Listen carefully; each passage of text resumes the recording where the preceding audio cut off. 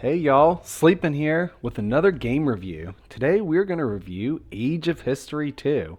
Now, this game is considered a grand strategy game, but I think it requires a lot less strategy than your typical grand strategy games like Crusader Kings, for example. So let's just jump right in here. Again, this is a very nice conquer the world type of game. As you can see, you got all your different countries. There's the amount of replayability on this I think is very great. I think the strategy is a little bit lacking, but it's very nice that at the start you're able to select and start wherever you want. And I think it's pretty cool. So as you can see, this is just the typical starting map. These are who you would select. And everything has different things. You'll also notice, like, once you get in there, if you started creating a new game, that there is like the Holy Roman Empire. These are the Papal States. This is what I actually started as playing. And I'm going to go ahead and load it up. Let's see. We've been playing, as you can see, turn 1127. So we're just going to go ahead and jump right in. Remember that map, because this is the whole point of why I like the game. And that's because I want to conquer the world. I think that's kind of like the big focus, especially on grand strategy type games. And as you can see, oh, the map is all turning one color. I can't imagine what that means. So I would say Rome has basically conquered the world.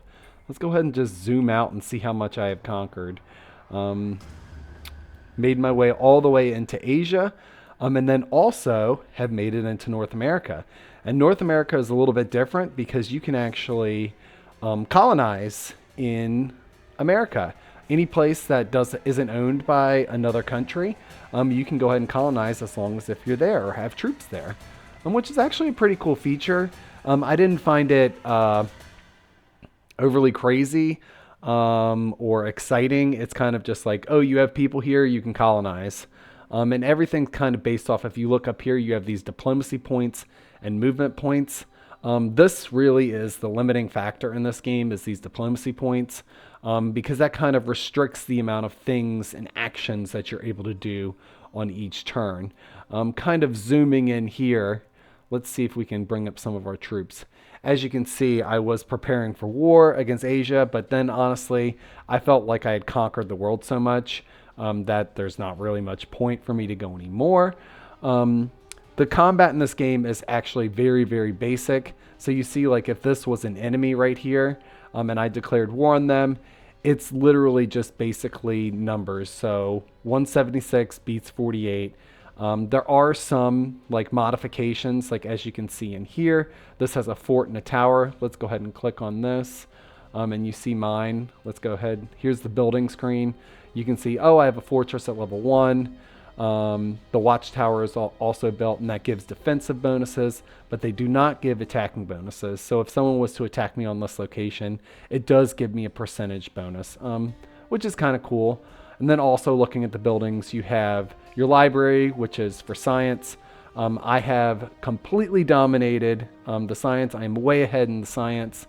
And then also the workshop, which just increases income.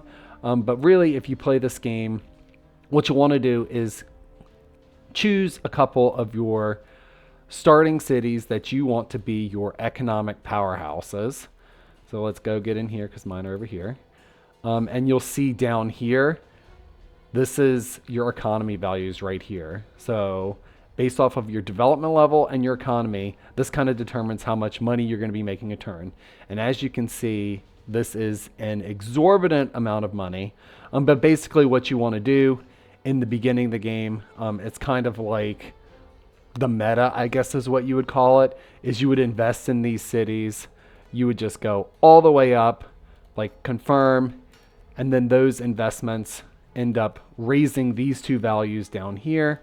And basically, eventually over time, you will just have so much money, you don't even know what to do with it. But there are lots of cool features in this game. So, I mean, you have like growth rates. Each of your places have happiness. There can be revolts. And province stability is also based around the revolts. So when you conquer new lands, so let's go see over here. Um, do I have any? Okay, here we go. Here's one that has about 75% province stability.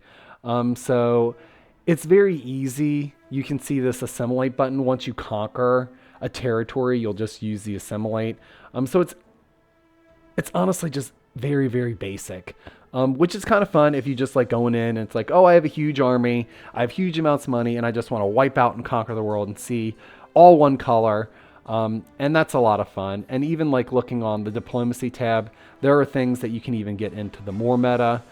So you'll see each different country has an opinion of you, and kind of something that is, I almost want to say it's a cheat. You can send ultimatums to reduce this to -10.